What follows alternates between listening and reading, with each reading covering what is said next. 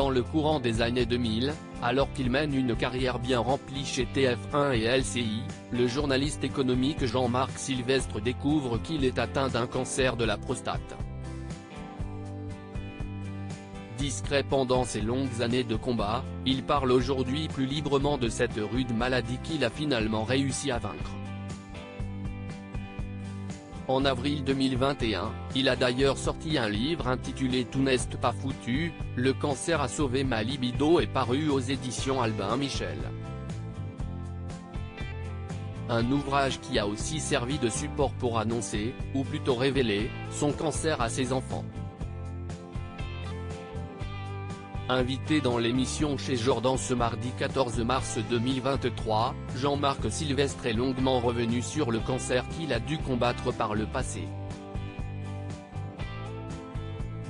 S'il est aujourd'hui tiré d'affaire grâce à l'ablation totale de sa prostate, il avoue avoir traversé de nombreuses périodes compliquées, notamment sur le plan sexuel. Heureusement, pour surmonter cette épreuve, il a pu compter sur le soutien de son épouse, dont on ne sait rien. Mais ses enfants, dont on ne sait rien non plus, si ce n'est qu'il a un fils prénommé Arthur et passionné de course automobile, sont quant à eux restés dans l'ignorance pendant très longtemps.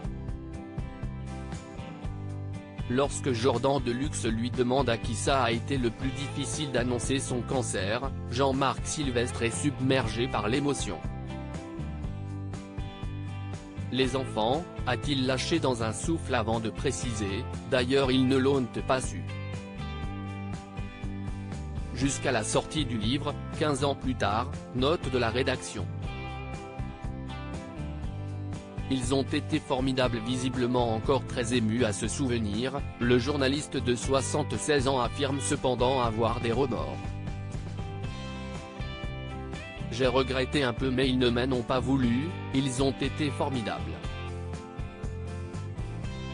Si est-il vrai, ils ont été formidables. A-t-il ensuite précisé en souriant tendrement. En apprenant cette nouvelle, les enfants de Jean-Marc Sylvestre ont en effet fait preuve de beaucoup de pudeur. Ils m'ont téléphoné et m'ont embrassé. Rien de plus. Vous savez quand on aime on ne dit rien, on est pudique, a-t-il conclu. Heureusement, tout est bien qui finit bien.